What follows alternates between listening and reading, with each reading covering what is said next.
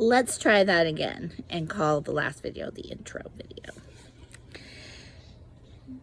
Chapter 36 of Numbers. The family heads of the clan of Gilead, son of Machir, the son of Manasseh, who were from the clans of the descendants of Joseph, came and spoke before Moses and the leaders, the heads of the Israelite families.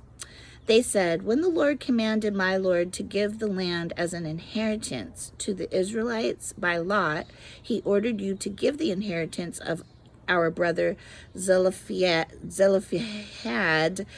to his daughters. Now suppose they marry men from other Israelite tribes, then their inheritance will be taken from our ancestral inheritance and added to that of the tribe they marry into. And so part of the inheritance allotted to us will be taken away. When the year of Jubilee for the Israelites comes, their inheritance will be added to that of the tribe into which they marry. And their property will be taken from the tribal inheritance of our ancestors." Then at the Lord's command, Moses gave this order to the Israelites: "What the tribe of the descendants of Joseph is saying is right. This is what the Lord commands for Zelophehad's daughters.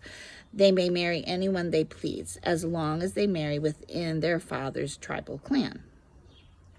No inheritance in Israel is to pass from one tribe to another, for every Israelite shall keep the tribal inheritance of their ancestors.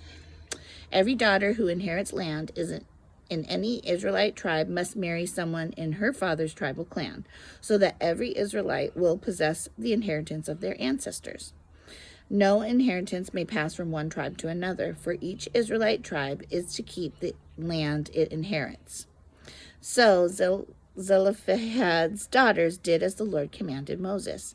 Zelophehad's daughters, Mahlah, Tirzah, Hoglah, Milcah, and Noah, married their cousins on their father's side. They married within the clans of the descendants of Manasseh, son of Joseph, and their inheritance remained in their father's tribe and clan. These are the commands and regulations of the Lord, the Lord gave through Moses to the Israelites on the plains of Moab by the Jordan across from Jericho. And that is the end of the book of Numbers. So we finish with, again, some very practical concerns that the Lord is willing to settle for his people, to just kind of help them to, prosper in the land and have their security and things like that. And so I just, noticed that about the last couple chapters that we read together, being along those lines. And I think it's interesting because I think a couple things that came into my mind as I was reading were, sometimes the freedoms that we have an expectation for, and yet we do have freedom within certain, limitations. Like we have limitations as people, obviously, altogether.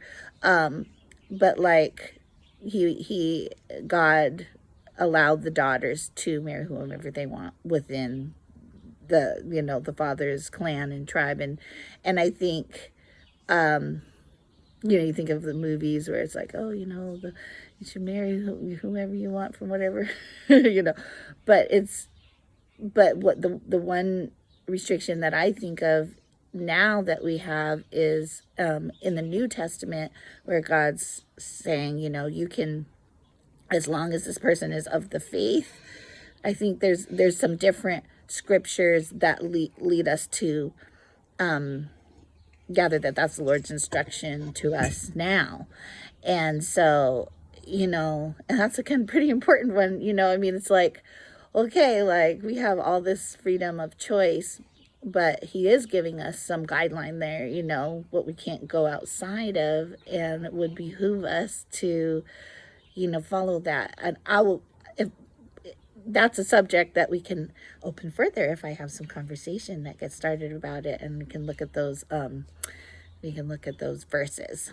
But yeah, I think, just knowing that the Lord has always done these things for his people, for their well-being, is just a really, beautiful thing to note as we reading through. Sometimes you're like, why are we reading this in the Old Testament? And that's what connected for me in these last chapters of Numbers. God's care that he's trying to protect them and keep them prosperous and fruitful in the land in a way that helps them to grow and be his people, represented in the earth. So I would love to, again, discuss further how we can be that too in our day and age. So let's get started with the conversation, and I will see you soon.